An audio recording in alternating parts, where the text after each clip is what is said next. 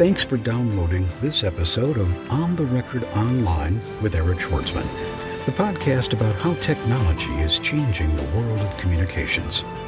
To subscribe to the podcast or share feedback, visit us online at ontherecordpodcast.com, on Twitter at ontherecord, or send email to ontherecordpodcast@gmail.com.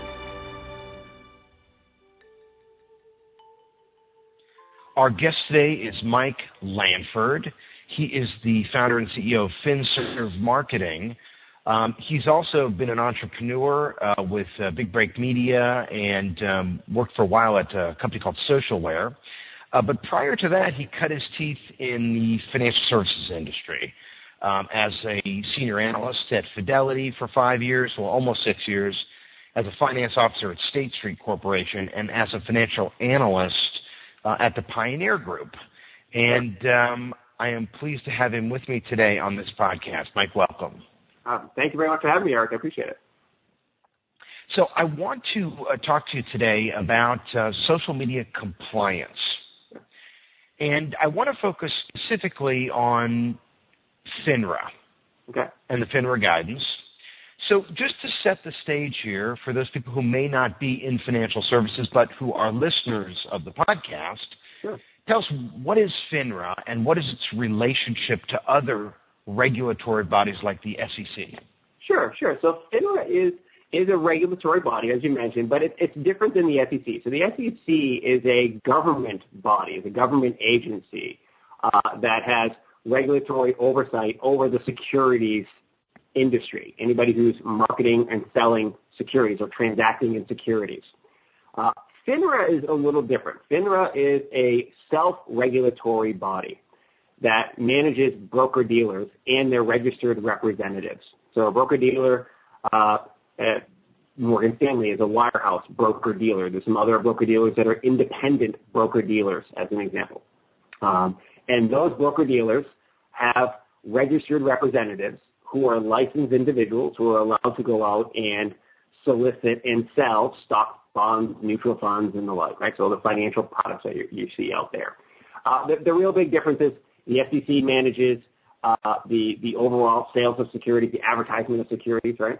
The SEC also oversees registered investment advisors that are above $100 million in assets under management.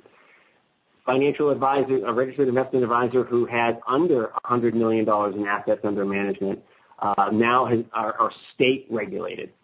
So each individual state out there has a regulatory body that oversees securities as well. And so what happens if you're a financial advisor in a state, if you're a registered investment advisor in a state, it depends on how big your business is, whether you'll be regulated by the state or by the SEC as your primary regulator. It doesn't mean that you get to not pay attention to the state's rules if you're in the state, and you only have to pay attention to the SEC. It just means the SEC is going to be the ones who are looking at you, and if they have to come in and do an examination of your practice to make sure that you're doing everything on the up and up, that the SEC would do that, not the state. Now, much of the FINRA social media guidance references the rules from the National Association of Securities Dealers. Yeah. So talk to us about the National Association of Securities Dealers and what's its relationship to FINRA. So NASD is actually kind of the precursor to FINRA. It was the old name for FINRA, effectively. So a lot of the rules that were laid out during the NASD era have carried over to FINRA. And so many of the rules you see referenced as it relates to social media really look at two general, let's call it two general rules, like the brackets of rules. One is how to market securities, right? So there's some advertising rules, what you're allowed to say and what you're not allowed to say, right? Does that make sense? You can't claim that this is a guaranteed investment, as an example, unless it is a guaranteed investment. You have to have the ability to back that up, right? So your advertising must be truthful. You must be able to, again, back it up. So there's a whole bunch of like silly things, like, for instance, financial advisory firm can't be named, best ever financial advisor, or something like that, right? Because there's no way of defining is that true or not. When you're advertising, you're not allowed to use testimonials, or you should not use testimonials in your advertising, because there's no way of saying, if I said, hey, Mike Langford says this guy is the best financial advisor ever to work with, you should definitely work with Eric Schwartzman as your advisor. Well, that's suitable for me maybe because I like working with Eric, but that has no bearing on somebody else's business, right? So there's some rules that govern advertising and what you say to the end consumer. And all these rules are meant to protect the consumer. What about a claim that couldn't be proven false either? Yeah. Like, for example, could you say you're the number one? Probably not. I think FINRA would say, hey, listen, just because I can't prove it's not true, the fact that you can't prove that it is true, and that it may be misleading to a consumer and cause them to make a decision that is not based on their best interest, right? That they would shy away from that. And most compliance departments would be more conservative than that to try to pull that off. You may say something like largest or something like that, most assets under management, and usually they don't do most. They'll just say, hey, listen, this is how much we have under management as an example, or they may even mention how many clients they have in a marketing piece. But as a general rule, they stay away from declaring themselves as superior in any other way.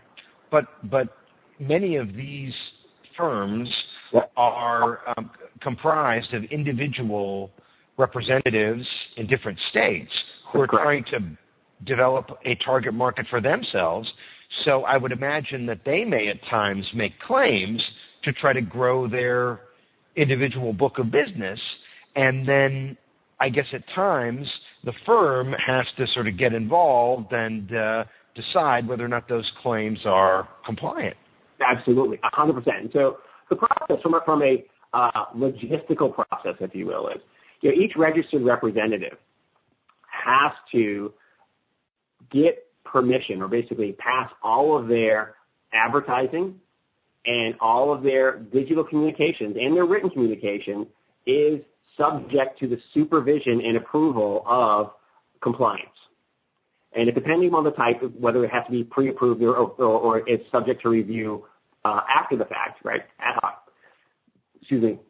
But there's some general rules. So we're getting to the general rule of compliance, right, for digital marketing or for any type of communications based on the regulatory rules.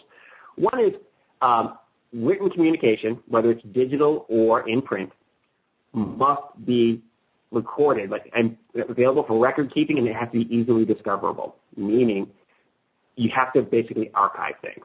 So if I send you an email, that email needs to be archived, and it needs to be easily discoverable by compliance, or should the regulator come in and want to do an audit to make sure that everything's on the up and up, or there's ever dispute, a client or a prospect says, hey, this guy was trying to defraud me, as an example.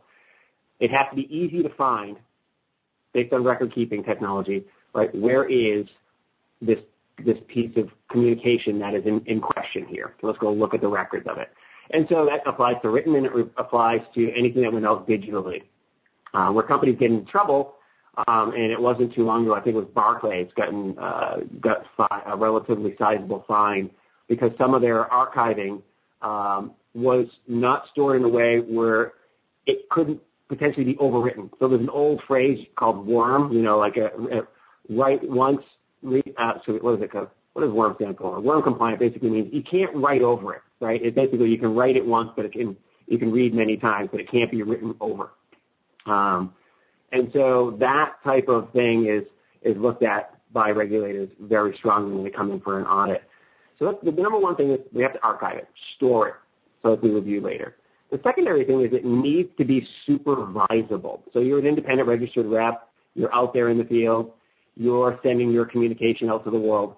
A supervisor, so whether it's the principal of the firm or somebody that's in compliance, needs to be able to look at it from time to time. And so very often it's done through the archival process. So what they do in the archival process, as an example, is it doesn't just go into archive, but it's also kind of CC's compliance, if you will. It goes into a compliance queue that can review it. So emails, as an example, in financial firms, emails, they usually have some flags in there that look for specific words, keyword searches basically on emails that say if an advisor mentions guarantee or mentions a specific security name or something like that, that email will automatically go into a queue, and compliance will take a quick look at it to make sure that they weren't guaranteeing a specific return when they can't do that or something like that.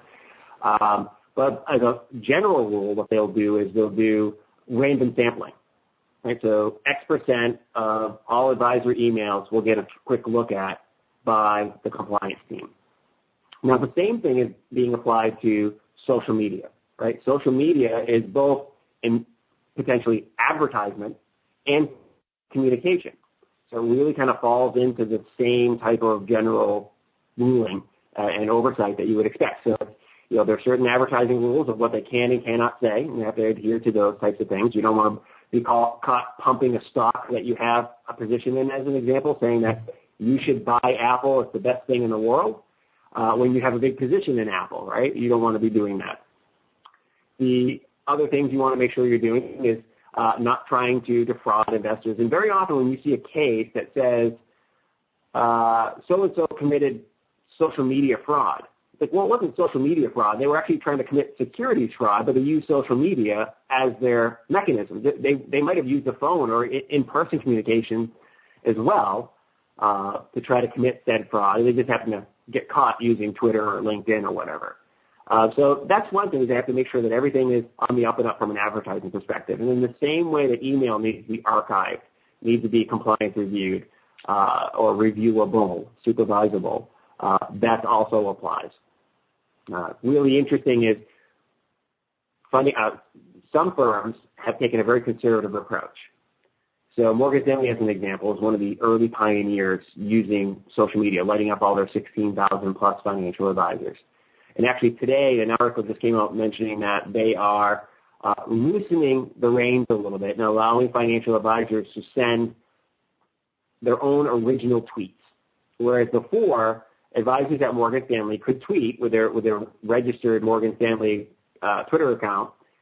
However, they had to all the tweets were basically canned tweets from a tweet library. They couldn't craft their own post. So as a result, the negative of that was many advisors weren't using Twitter aggressively because that's kind of not how Twitter works, right? But it gave Morgan Stanley's compliance team the warm and fuzzy that no shenanigans would happen, nothing bad would get out into the marketplace. But now they're starting to allow advisors to tweet originally. The tweet still has to go through pre-review, almost as it is an advertisement. So it goes into a compliance queue.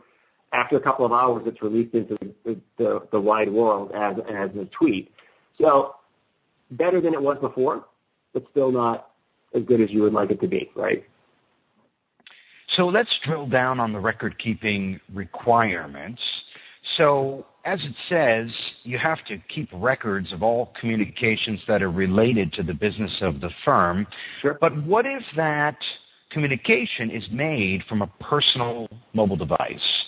Yeah. And what if it's made to a personal account that's used also for personal use, but sometimes for business? Right. Would there need to be a record of that? And if so, how would you satisfy that requirement? So a very great question. And so FINRA was very clear, and let's say this might be 2 years ago in their updated ruling, in that device doesn't matter, right? There's an acknowledgement that there's a bring your own device to the workplace atmosphere at foot now, right? That many advisors are using an iPhone and not using a BlackBerry issued by the firm and so forth. So they were very specific to say, hey, listen, it doesn't matter if you use your home computer or your personal smartphone or whatever to disseminate any type of communication, because that could be hooked up to your work account. To your point, it could also be on the personal account. It really doesn't matter. If you were doing business communications with that, it is subject to the rules regarding archival and supervision. So pretty cut and dry there, pretty easy. It does get a little challenging, right, for the advisor from a structural and process perspective. How do I handle this if I'm using my personal account to interact with somebody? At that point in time, it is truly up to that individual, that registered representative, because they are a registered licensed professional. They should have their own process in place to make sure that tweet or that Facebook update or that LinkedIn update Well, LinkedIn is usually connected to their account, but that make sure that gets into the compliance process for record keeping and for it. So as an example, a registered investment advisor, either regulated by SEC or state level, they're required to keep their own records, right? That individual registered rep who would be FINRA regulated, same thing. If they came in and do an archive and the client said, hey, he was communicating with me via his Gmail address, FINRA would expect to have you open up Gmail and show them the communication between you and that client. If you could find it, I mean, finding anything in Gmail, I mean, right. Because it was a Google product, you could find anything. Right, exactly. But I mean, now it's difficult, and you think about something like Twitter, where you really only have access to the last 90 days. How would a registered representative satisfy those audit trails with a personal Twitter account that was used for both business and personal? So there's a couple of different ways. There's been a whole crop of new technologies that are coming about that are making this easy, right? So kind of taking the technology, like how do I archive, how do I make sure it's discoverable for my compliance team. They've taken that equation out of the advisor's hands. So there's a whole bunch of them: Hearsay Social, Actiant, the new one called Advisor Deck that's coming out. Actually, no, it's called Gainfully. Their Advisor Deck was their original name, Gainfully. Hootsuite even has a solution for it, a company called Socialware, which I was the head of social strategy for there for a while. They all offer a really easy mechanism for you to provision your social media account, whether it's a personal account or a business account, and to have all the activity in that account archived and discoverable. What gets a little queasy feeling for the advisor, let's say, is if the advisor was using his personal Twitter account, there's no way for that tool to disseminate whether he's using whether it's personal communication or business communication. So everything is archived, right? So the general kind of advised, if you will, rule of thumb is, hey, listen, if you're going to be putting conversations that you're uncomfortable with, like you wouldn't use your work email to kind of do your romantic talk with your wife, as an example. You wouldn't use your work email to do that. You'd use your personal email if that's what you do. Or to talk about, the party you're having with your buddies. So it's really up to the professional to kind of create a good line of, hey, I don't use this account for that type of activity. I use this other account for that type of activity.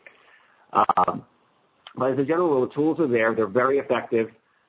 There's a company called Global Relay, which is kind of an 800-pound gorilla in the archival space for digital marketing for the financial services industry. So a lot of these Hearsay Socials and Actiants and so forth plug into a Global Relay to do all of the archival process.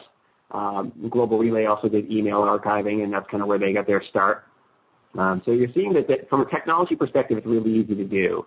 It really comes from a process. Its next kind of piece of it is the process to see, are you doing it the way you're supposed to do? And then what about the record-keeping requirements for static versus interactive communications? Sure. So there's a whole lot of back and forth on that. So static, the way of thinking about what static is your website. You put out your website, and there's an about page there. You put on your profile stuff on LinkedIn. That's considered to be static content. It's considered almost like a brochure, right? You may update it from time to time, but as a general rule, it's going to be somewhat evergreen, long-lasting content. So that's considered static. And almost every financial firm out there will say that should be pre-reviewed ahead of time. Like, that's considered advertising. No way around it, right? That there's no reason why, if you're updating your website, you're updating your profile on LinkedIn or some other social network, that can't go through compliance, be pre-reviewed before being put up there. There's no hurry, if you will. So every firm kind of handles that the same way. The interactive content is what you and I would think of as conversational in nature. So you're out there, you see a tweet, you click the reply button to a tweet. You comment on a post you see on Facebook or something you see on LinkedIn. That's very interactive in nature. And sometimes even the initial tweet, there can be a question of whether it's interactive or it's static content. As a general rule, people are going more and more to it's interactive. But there are some firms who look at the initial post is static, right? You crafted something. You put it out there. You took the time to initiate it. It wasn't conversational in nature. You just meant it to be almost as an advertisement. So that should be pre-reviewed. But after that, comments don't have to be. Anything that's a reply does not have to be pre-reviewed. And sometimes, so that's handled case by case. What's really interesting, though, is when content can go from being interactive and become static. And that is content that's not produced by the advisor or the financial professional. So as an example, you have a blog on your site. You post content to it. Make a blog post, and somebody comes in and comments on it. You are actually responsible for that individual's content to make sure that it really doesn't violate securities rules. Now, as a general rule, like, you're not responsible for somebody else's content if that content is just doesn't meet with your general standards or whatever.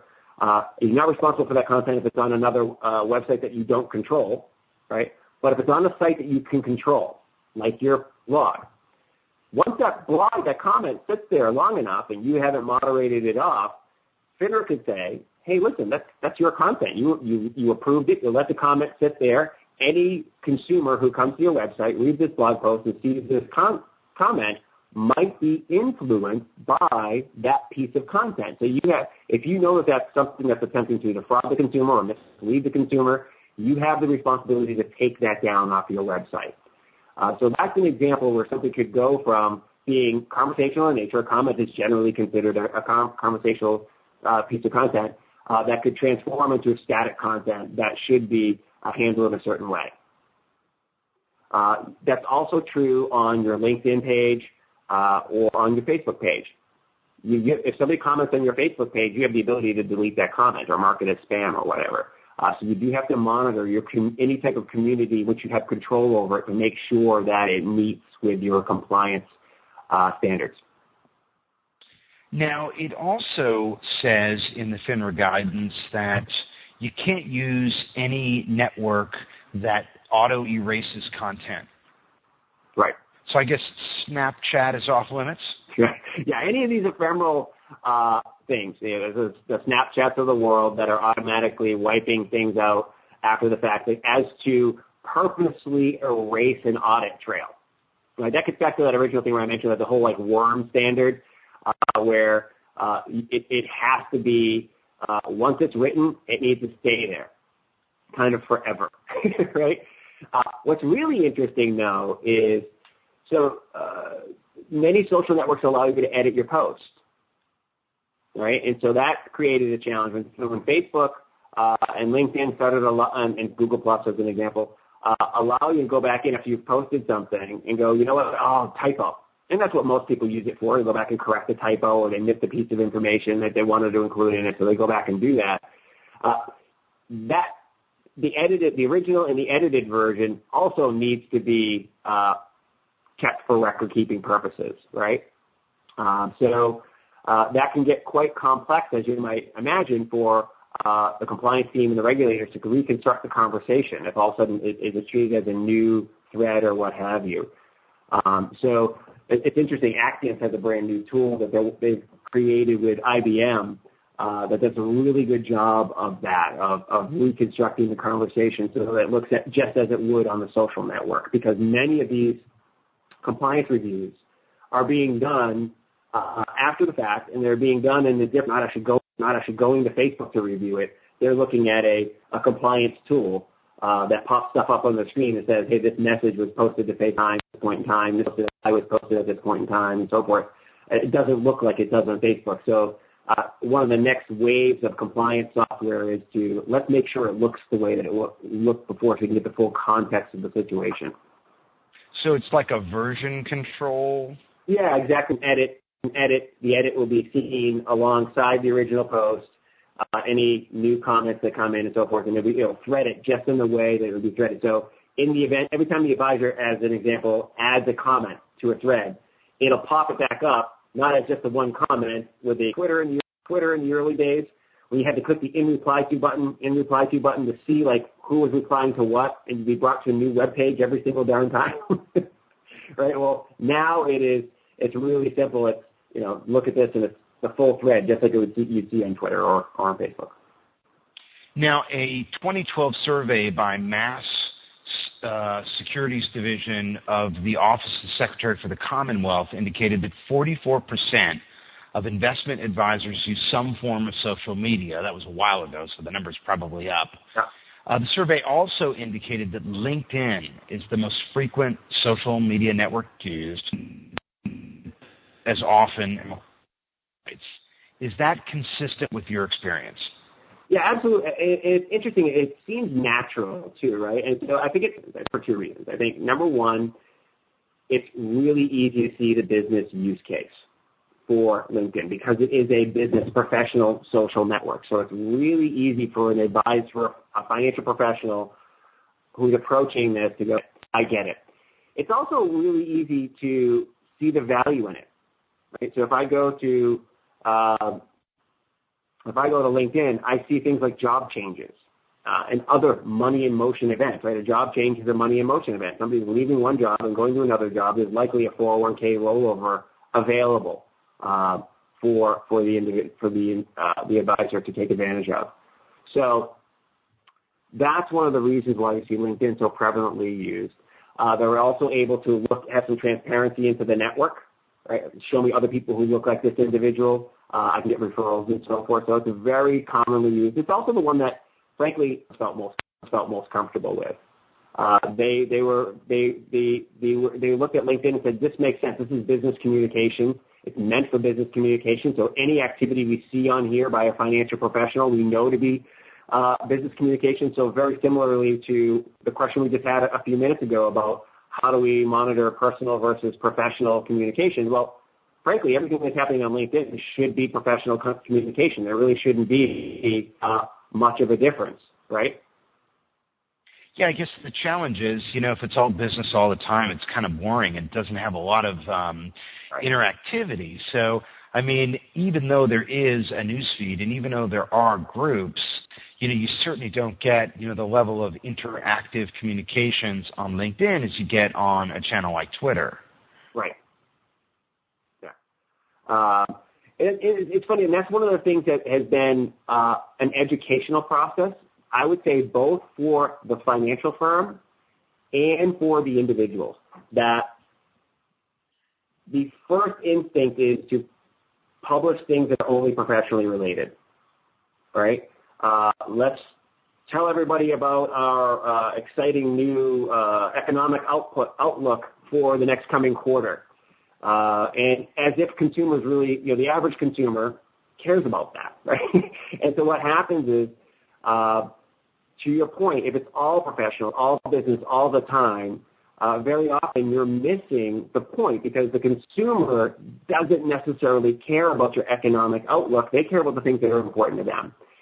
And I would also say it misses the point in that you're not spending your time focusing on what the consumer is truly interested in, which may be sports, it may be family type of stuff, it may be American Idol or any of those types of things. So culturally interesting things for the consumer. The whole reason why they hire a financial professional, right, is so they can enjoy life.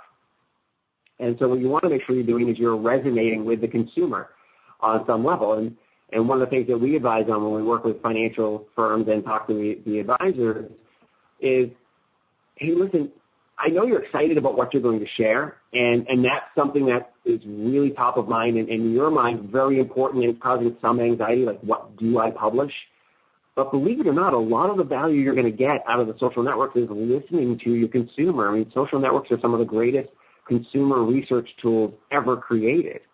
When you go to somebody's Facebook page, as an example, and look at it, you can see the movies they like, the pages that, the brands that they're interested in. You can see what's going on in their family life, what's going on in their professional life, and you can have a really good picture of who that individual is. And so you can now customize for communication with that individual to be tailor-made so you're assured that it'll be interesting to them. So you know that individual.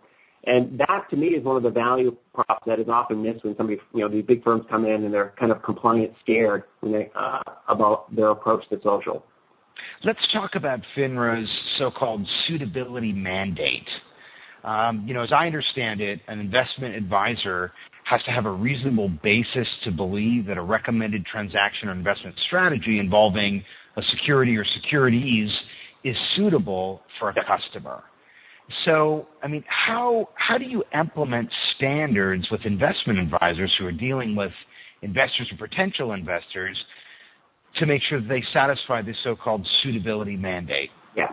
So, got a little bit of clarity on suitability mandate. So, there's two general to live up to. For registered representatives, there's a suitability standard, as you mentioned. Registered investors, those who are operating under your state registration. A registered investor has a fiduciary. Just treating those two. So, suitability standard is basically says, hey, listen, look at the individual in which you are trying to sell to, and make sure you're not kind of trying to sell them something that wouldn't be reasonable. So it's kind of a reasonableness to it. So the easiest example that is very commonly cited is if you meet an 80-year-old woman living on a very low fixed income, don't try to sell her out of the money call options on risky stock, right? It's just probably very volatile stock. That's not suitable. Like, no rational person says, hey, listen, basically, let's sell this lady a lottery ticket here. She probably won't with this, right? There's more likely to lose. She doesn't fully understand what's associated with this investment. So, by the way, she can't absorb the risks. You know that. Like, look at it, like, if she loses this few $1,000s, like, she's broke, right? She doesn't eat for a month. So, not suitable for that type of an individual. So that's really the general rule. Now, registered representatives and broker-dealers that fall under FINRA regulation, the suitability standard is there because they do not have the duty to abstain from conflict of interest. They're selling stocks and they're buying stocks. So they're telling one client, hey, you should buy this, and then the very next client is, hey, you should sell this. That's what they do. They are stock brokers. The registered reps, many of them who are now called financial advisors, effectively were stock brokers, right? That's what they used to be called. And so their job is to sell stuff. Now, many of them have gone to what's called a fee-based model in which, they do work with the client as an advisor, and they earn a fee for managing their assets. But as a general rule, they're still in the business of moving volume, right? They have to avoid churning, which is kind of against the rules, to try to incentivize buying just for the sake of buying and creating commissions, but they're still in the business of selling stuff. That's what their firms do. Registered investment advisors have what's called a fiduciary standard. And a fiduciary standard is you must abstain from conflict of interest. You have to do what is best for the client. So you put the client's needs first. So it's kind of like suitability standard plus, right? So you can't be telling the client, hey, you should buy this security, it's going to be good for you, and at the same time, you be selling it, or you be telling other people to sell, right? Look at it, this is best for you. That conflict of interest. So it's a stand for working with a client. It doesn't mean that registered representatives and FINRA-regulated firms that are held to the suitability standard that doesn't mean they're offering bad services. It just means it's a different standard. It's when you, as an example, when you look at a brokerage application, when you fill out a brokerage application, it'll tell you right in it that, like, hey, listen, we may have conflict of interest. Like, we're selling stuff. That's what we do. It's how we earn our money. Right. And so of the broker-dealers, of the firms that are out there, who's got the best written standards for online communication comply with the suitability mandate? I don't know if there's anybody who's I would say is the best in the suitability mandate. I think they've all got it covered in terms of the basis. I mean, that mandate's been around for a very long time, right? So you'll occasionally hear somebody get caught up in that. Not that frequently. I think most advisors, most broker-dealers have kind of nailed that. So I don't know that there's anybody that I can think of off the top of my head that would elevate them above and beyond their peers on doing that. There's definitely some firms that, as far as using social media and their overall approach to it, that I think are getting out ahead of the pack. and you're seeing them in the news. Like I said, I mentioned earlier, Morgan Stanley, in terms of their peers in the wirehouse realm, they are a little ahead of some of their peers just because they've been at it longer. They were one of the first ones to say, yes, we're going to enable our financial advisory population to use social media, so they're a little further down the road. But very quickly you're seeing other firms follow suit, and some of them are a lot more, what you would call, I won't call it free-flowing, but a lot more less risk-adverse and less kind of hands-on in their advisors' use of social media. They're still doing what they're supposed to do from a regulatory perspective, but they're not locking things down like they used to. The most advanced, believe it or not, which is the way you think it would be the opposite. The most advanced use of social that I've seen is in the RIA space, the registered investment advisors, those that are SEC registered and state registered and have the fiduciary standard. Many of those advisors are much further along in their use of digital marketing and their use of social media more specifically.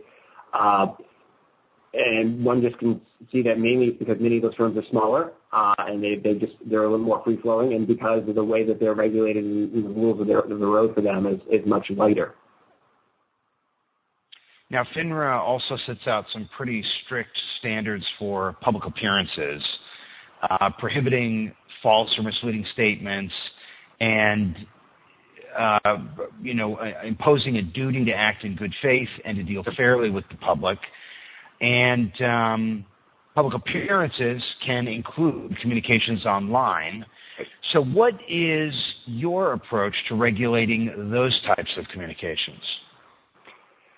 So as a general rule, if you're going to speak, you make a really good point. That's been mentioned in their talking about social media. That, hey, listen, some of the same stuff that you've done in the past when you've gone to speak in front of your local Rotary Club, or you're having one of those lunch and learns, right, where you're going to have a bunch of people in, you're going to buy them free lunch, and you're going to present to them about something financially related in hope that you'll win a couple of new clients. That's just a very common practice in the industry.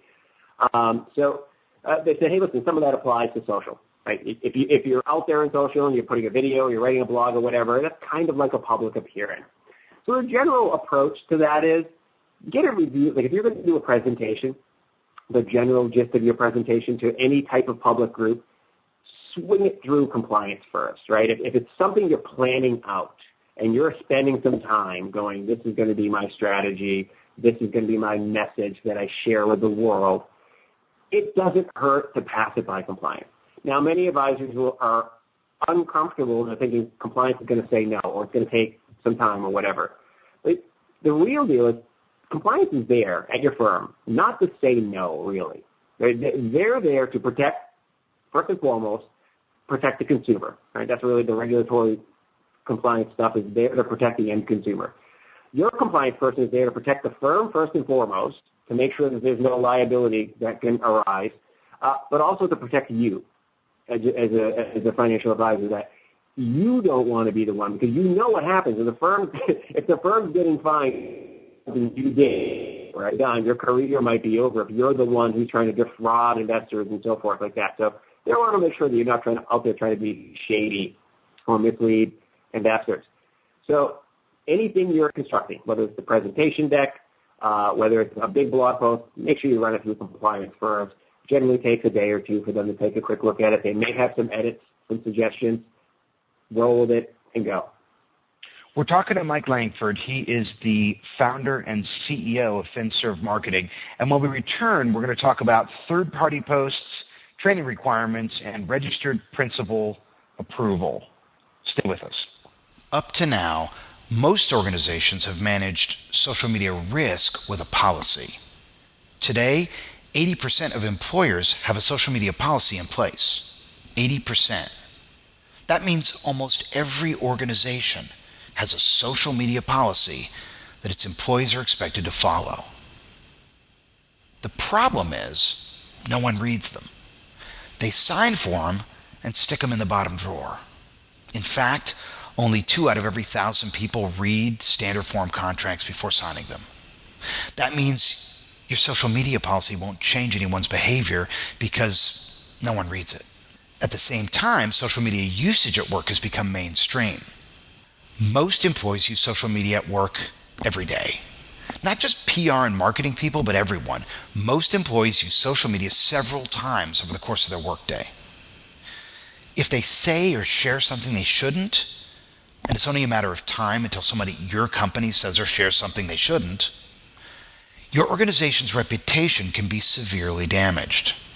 Now, if you're listening to this, you know social media meltdowns have become their own news beat.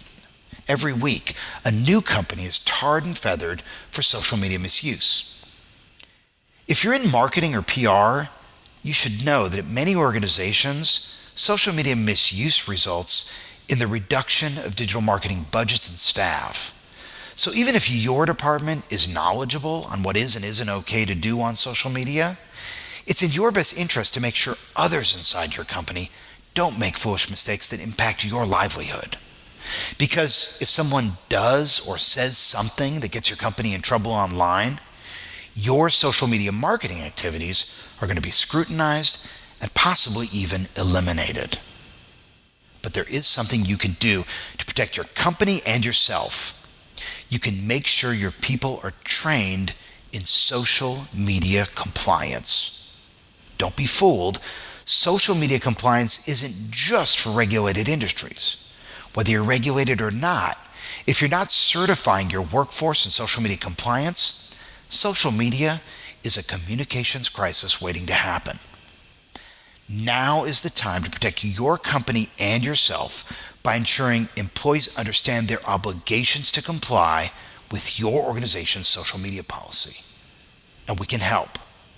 We have the broadest, deepest library of ready-to-go, off-the-shelf social media compliance training courses that you can use to train, assess, and certify your workforce in social media compliance. Our courses are all pre-recorded, on demand, with assessment questions to ensure knowledge transfer. You even get a record of who's been trained in what. We have courses on social media compliance, social media ethics, social media transparency and disclosure, social media privacy, desktop and mobile security, social media surveillance, and more. We even have training on how to use social media effectively for business. If you're not training your people in social media compliance, it's not a question of if, but when a social media meltdown happens on your watch.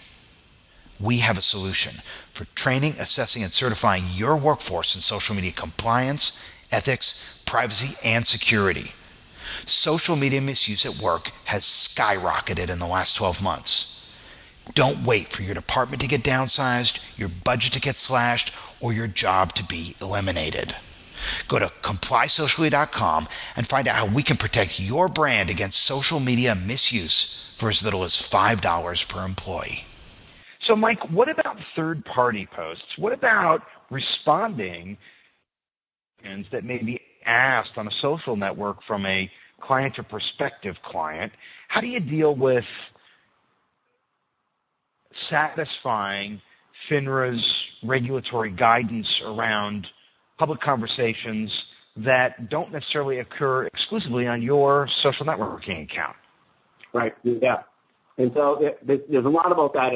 It gets interesting for, I guess, the third party, right? Because historically, if you think about it, if you were the third party, you'd call into a financial company to ask some questions. You'd hear that you're on a recorded line in some cases, message. Other times you're sending a letter in, you know that it's a company, that written communication is coming into the company and they have to be reviewed and so forth. In this case, you're broadcasting something and it generates a conversation. So whether your initial message was somewhat public or semi-public, right, if it's in the case of Facebook or LinkedIn, it's out there. The advisor has seen it. He or she decides to respond to it in conversational nature. So the compliance department is going to not only grab the advisor's portion of the conversation, but they're going to grab your part of the conversation as well. So you posted it on a social network that is public or semi-public, so you kind of have to be aware of that you might be getting, your conversation might be monitored in that respect. I mentioned this a little bit earlier. It really depends upon the nature of the conversation.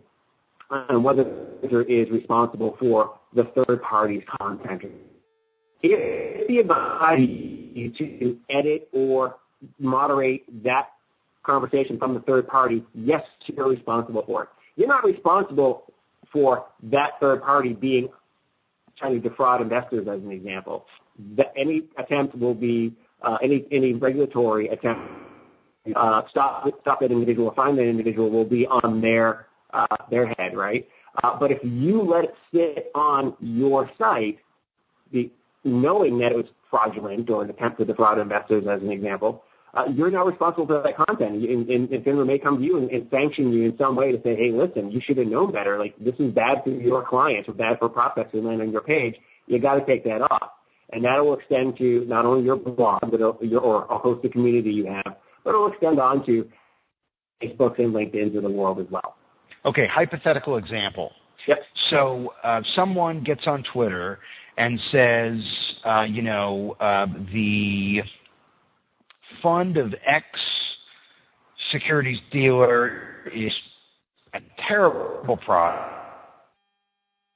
It's a terrible fund, whatever. Somebody just bashes it.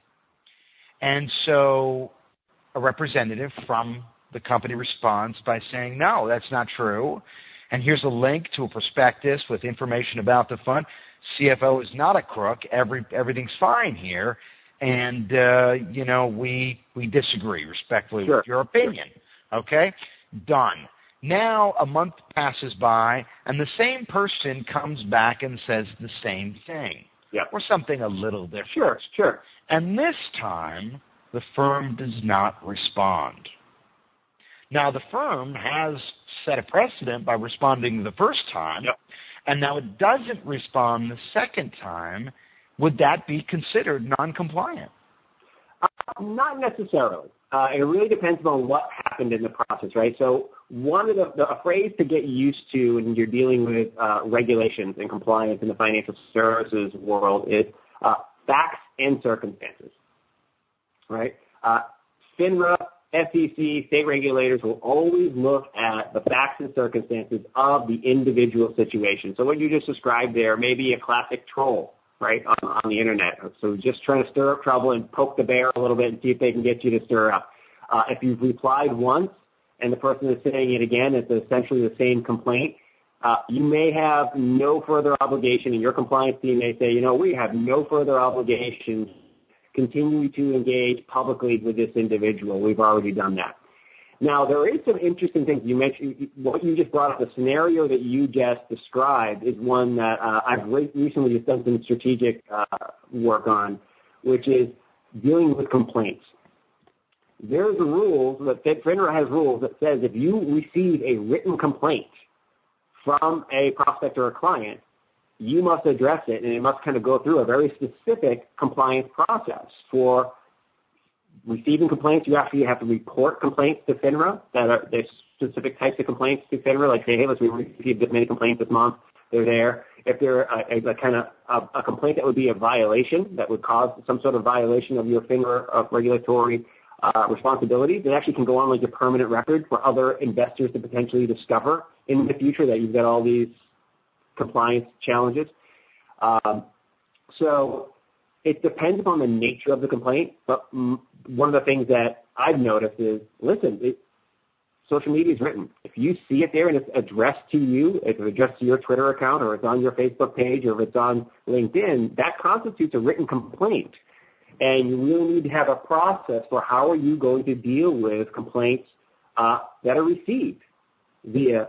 You can't just ignore them, right? It doesn't, a lot of the companies will tell you, hey, call our 1-800 number or send us a letter. But the new modern standard for communications is I'm willing to do it on digital. So it should be interesting to see how that all unfolds. I would expect some regulatory guidance from FINRA and SEC on that sometime in the near future.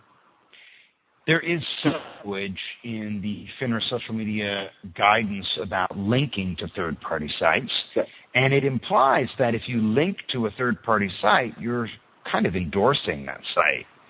So how is it that all these firms are able to link to their Twitter account or their Facebook account or Facebook page without becoming entangled or without adopting or accepting responsibility for the content on those third-party sites. Sure. And so one of the general rule of thumb of that is, as long as you don't modify the phraseology, so you're informing, kind of sharing, like a retweet does not necessarily mean you endorse or entangle or adopt something. The adoption thing we mentioned is very similar to the adoption and entanglement. They're kind of closely related, a little bit different. So adoption is very similar to what I mentioned before on the comments, the third-party comments on your site, that if that advisor received a comment and the comment stays there long enough, you may be effectively adopting that message, right?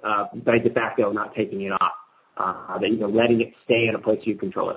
Entanglement's a little bit different. Entanglement effectively can arise from a couple of different situations. One is you see a link to a third-party article about some sort of financial development with a particular security or what have you, and you say, I agree, right?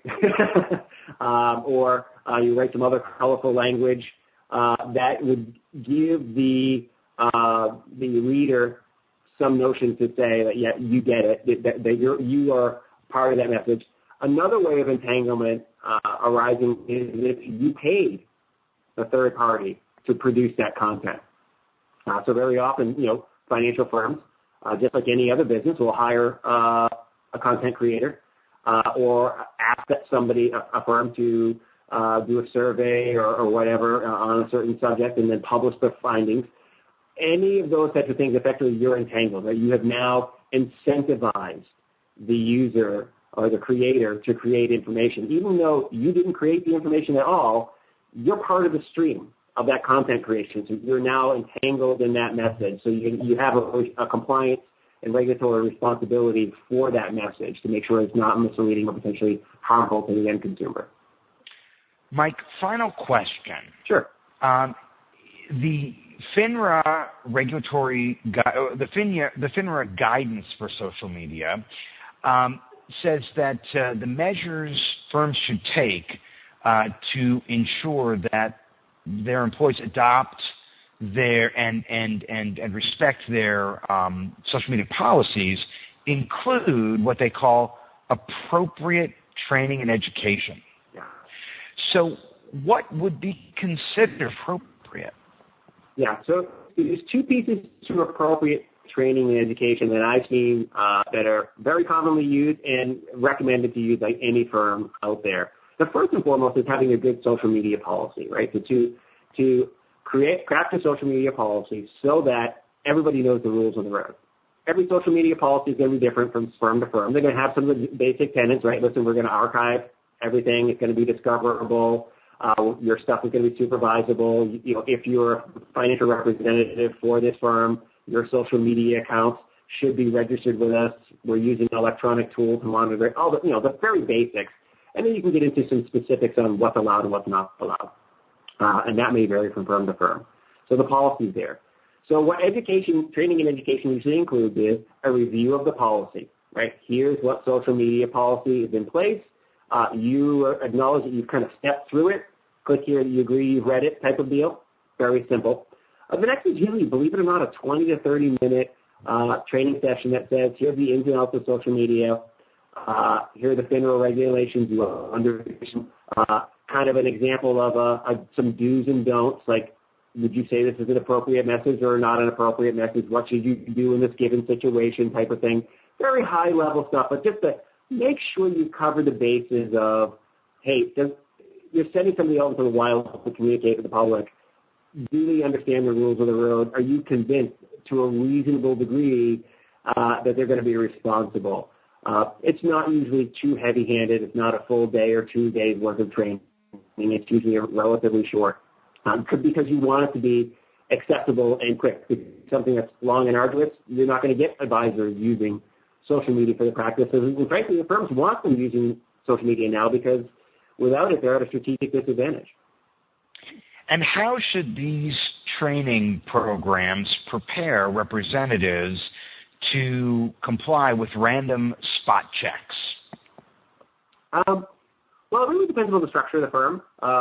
As a general, the first thing they'll have to make sure that they're aware is going to be archived, and here's the process for making sure that everything is archived and supervisable by the firm. Right. So, as an example, if you're using a tool like a Hearsay or Actiant or Socialware or Gainfully or whatever, here's how you hook up your social media account to this technology. Right. So now you know. Everything you do, we're on the up and up. Technology's got the hard part out of the way. You're not going to have to manually think about how we're going to archive things and how it's going to be reviewed by compliance. So that's the one part. And then, like I said, the second part is really teaching people what they're allowed to say at a high level. Right? You can't cover every single situation. It's more like training somebody to put their thinking cap on before they tweet, before they post something more. Like, how do you approach this? How does this match up with your responsibilities as a registered professional? Mike Langford, CEO and founder of FinServe Marketing. Thanks for joining us. Thank you very much, Eric. I appreciate it. You've been listening to On the Record Online with Eric Schwartzman, the podcast about how technology is changing the world of communications.